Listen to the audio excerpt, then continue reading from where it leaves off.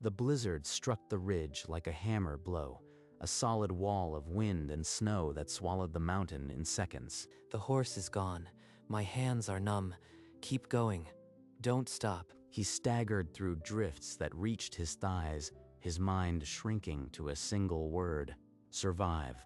Then, through the swirling white, he saw it, a massive overturned tree, its root ball like a cave, and deep within, a warm orange glow. A fear. Under a dead tree. Doesn't matter. Go. He clawed forward. A dog barked, then a man's voice, steady above the wind. Easy, Dusty. Elias tried to answer, but no sound came. The heat brushed his face, and his vision blurred. His body gave out at the entrance. A strong hand seized his arm, dragging him inside. The blizzard raged on, but under the roots, the fire burned steady, and the darkness took him. 6 months earlier, in the mild autumn, the mountains breathed with golden light. A giant's grave. But what a bowl it carved into the earth. The toppled tree stretched across a clearing, its root ball a tangled wall of soil and stone. Look at that, Dusty.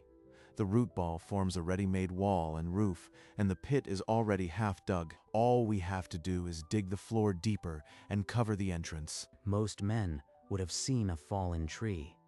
Benjamin saw a shelter thousands of years old. The old man was right.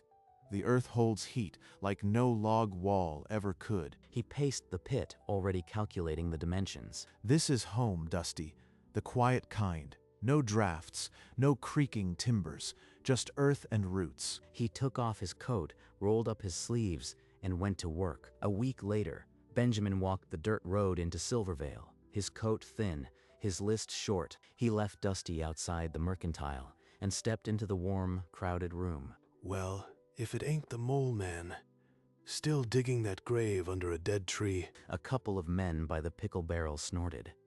Benjamin slid his list across the counter. Shovel, pickaxe, sack of nails.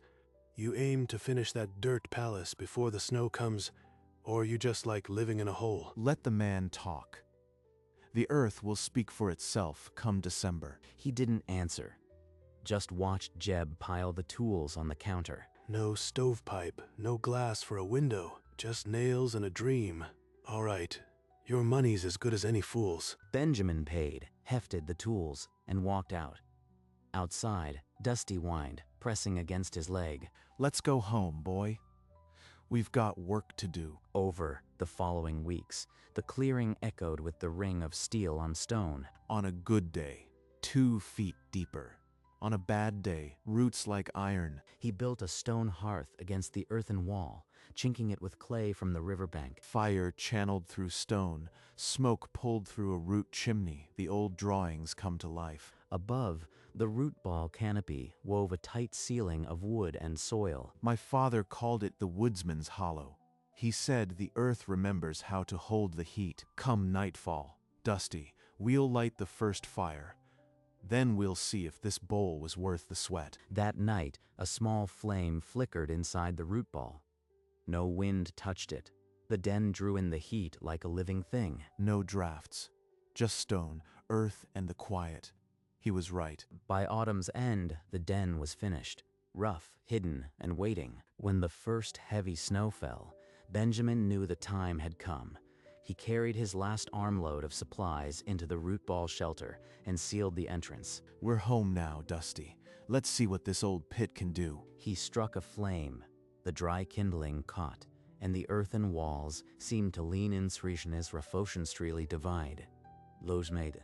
Frus? No wind, no cold spots.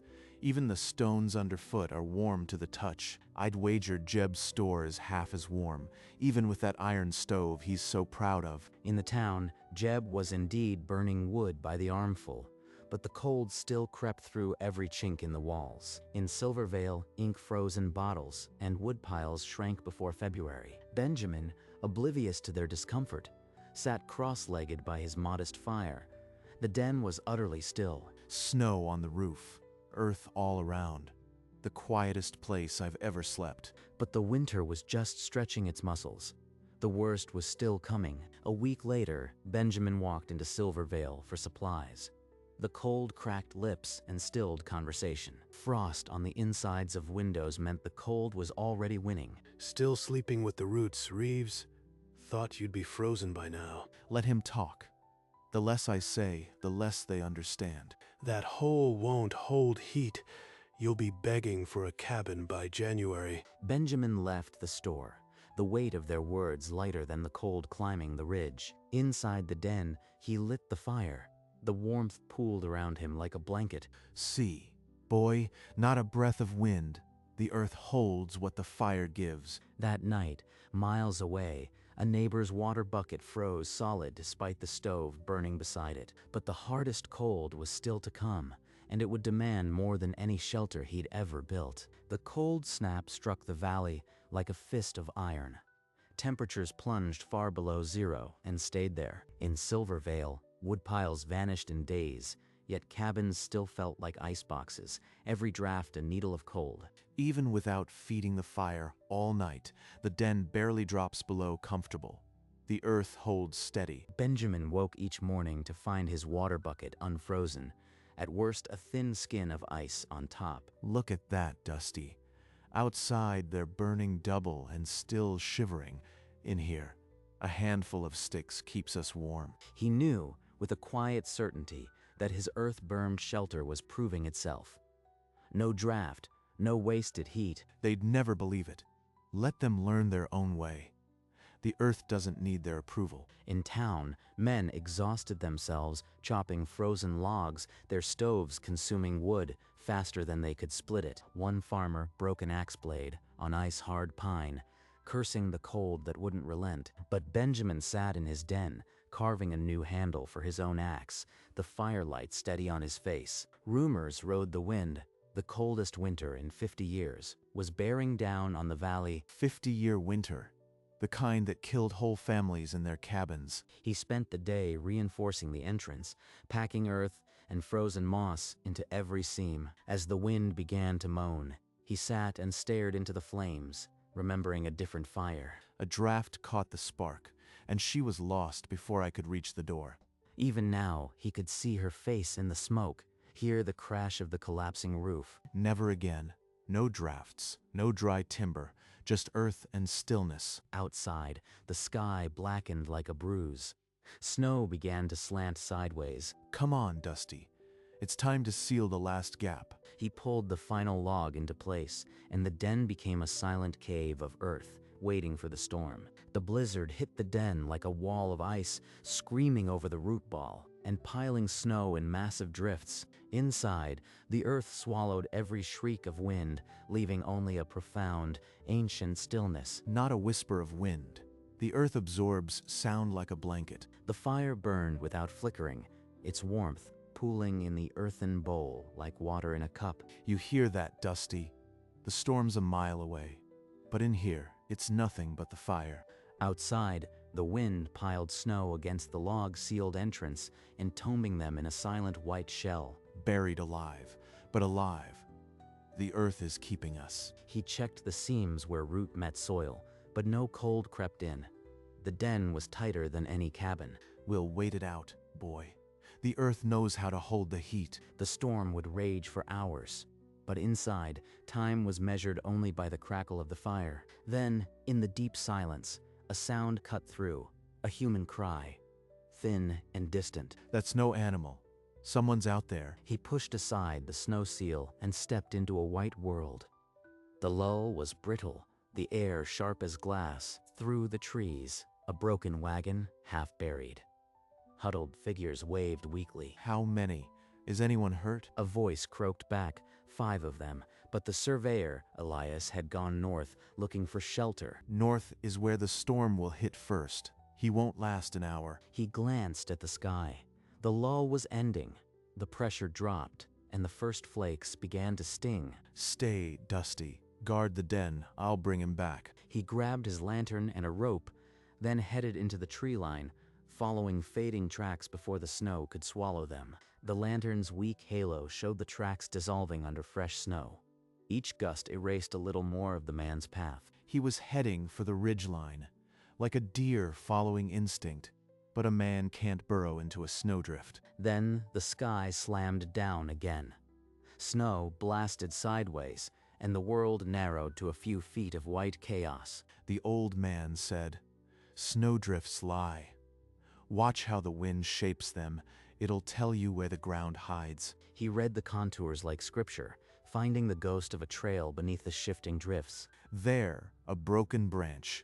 He came through here, using the pines as a windbreak. The lantern's flame guttered, but held. His fingers were wooden, his eyelashes freezing together. Turn back, and I'll never find him.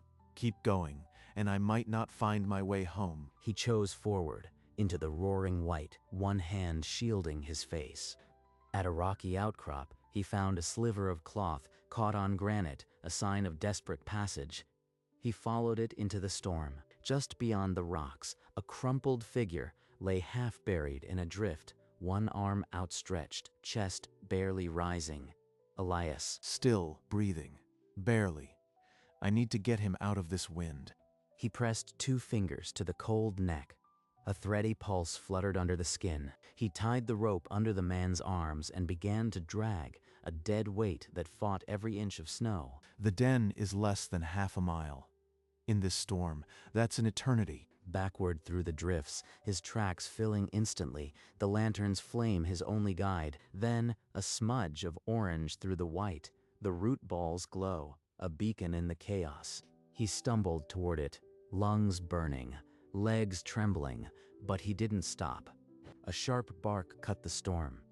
Dusty stood at the entrance, whining as Benjamin clawed at the snow seal. He hauled Elias inside, kicked the log shut, and slumped against the warm earth. Gasping, Benjamin sliced away the frozen coat, revealing skin white as the snow outside. He laid Elias by the fire, piling every spare fur over his shivering frame. Frost in his fingers. Need to get the blood moving, or he'll lose them. He rubbed the man's hands between his own, wincing at the cold. A handful of dried willow bark went into a pot of melted snow. The bitter steam filled the den. After several minutes, Elias's breath deepened, and a faint rasp of life returned to his chest. Elias stirred, eyelids fluttering, a moan escaping his cracked lips. You are safe. You are in a shelter.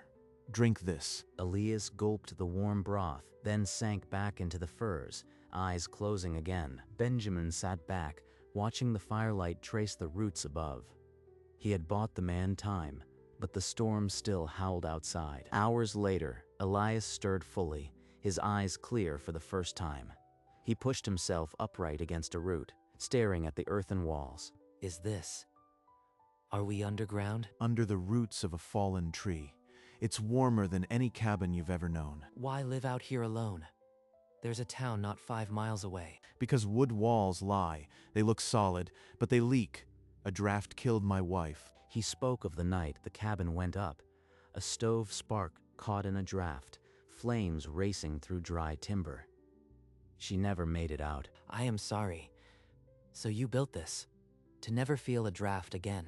Earth doesn't lie. It holds steady. No seams for the wind to find. Elias looked around the den with new eyes, the twisted roots, the packed soil, the steady warmth. It was no hovel. It was a sanctuary. He understood the grief, but not yet the history that made the shelter possible. That would come later. Elias, a surveyor by trade, studied the root ball with a growing recognition. Something from old forestry texts stirred in his memory. I've seen drawings like this in accounts of northern expeditions. They called them root pits. He ran his hand along the twisted wood and compacted earth, the shelter's design suddenly resonating with forgotten lore. Indigenous peoples used them, and later, old woodsmen. Emergency shelters dug into the pit of a toppled tree. Benjamin stiffened, the question he dreaded hanging in the air. Is this what I think it is? Benjamin's jaw tightened. He stared at the fire, saying nothing. He knows. At least in part. How much should I give him? The silence stretched. Outside, the wind screamed, but inside the den, the earth absorbed every sound. You are right. It's a root pit, an old shelter, older than any cabin in these mountains. My father taught me. He was a guide in the North Woods. When the forest falls, it gives you walls, he'd say. He saw himself as a boy, standing beside a pit much like this one, his father's hand on his shoulder. Root pits are emergency shelters, he said. When the blizzard comes, the earth will hold the heat. And you've kept this alive alone. The world forgot. I didn't. But trust is a fragile thing when a town calls you a fool, living in a hole. The flashback faded, leaving only the firelit den and two men bound by a hushed truth. A living museum. This place isn't just a shelter, it's history breathing. The storm still howled outside, but inside, an old wisdom had found a new ear. The town needs to know. This could save lives. Maybe, but not yet. First, we survive the storm, then we'll see. The wind quieted, then stopped. A profound silence filled the den as the blizzard finally spent its fury. Benjamin kicked away the snow seal and let in a blade of sharp winter sunlight, the first in days. I feel strong enough to walk. If we leave now, we can reach Silvervale by midday. And what will you tell them? That a fool living in a hole pulled you from the snow? I'll tell them the truth. That an old woodsman's secret saved me. That root pit's work. If I stay quiet, the secret dies with me. My father would never forgive that. Then I'll come with you. Someone needs to show them, not just talk. They packed the few supplies he had left. Dusty circled, sensing the coming journey. All right, Dusty. Let's go teach a town how to survive. He pulled on his coat, and together they stepped out into a world made new by the storm. They walked into Silvervale, past collapsed barns and houses with roofs peeled back by the storm. This man saved my life.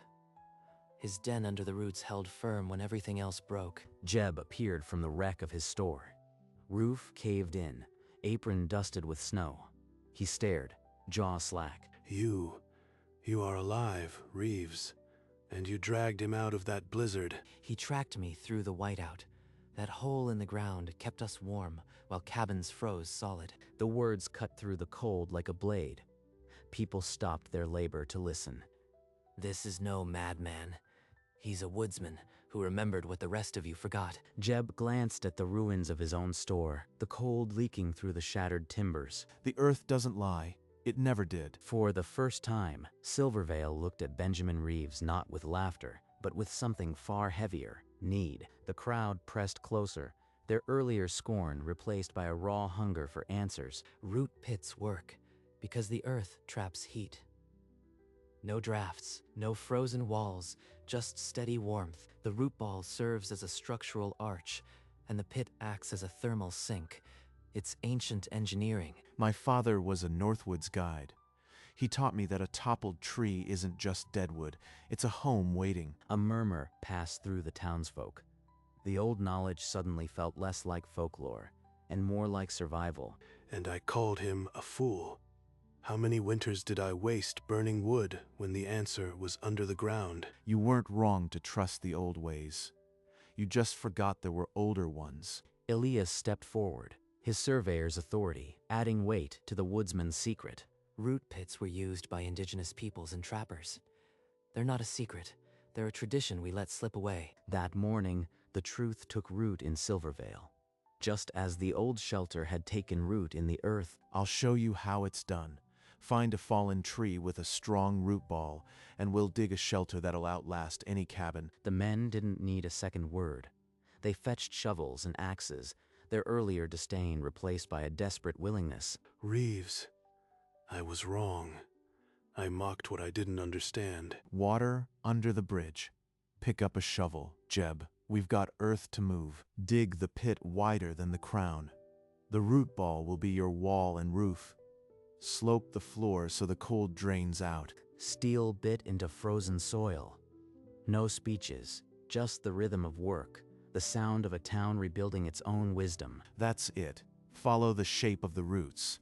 They'll show you where the walls should be. Even Jeb, his apron now dirt-streaked, worked without a word, digging into the frozen ground. By afternoon, the shell of a new root pit took shape, an earthen promise against future winters. This is just the beginning. A dozen of these, and winter won't own this valley anymore. Spring came gently, melting the last of the winter drifts until the old den emerged, softened by a coat of green moss.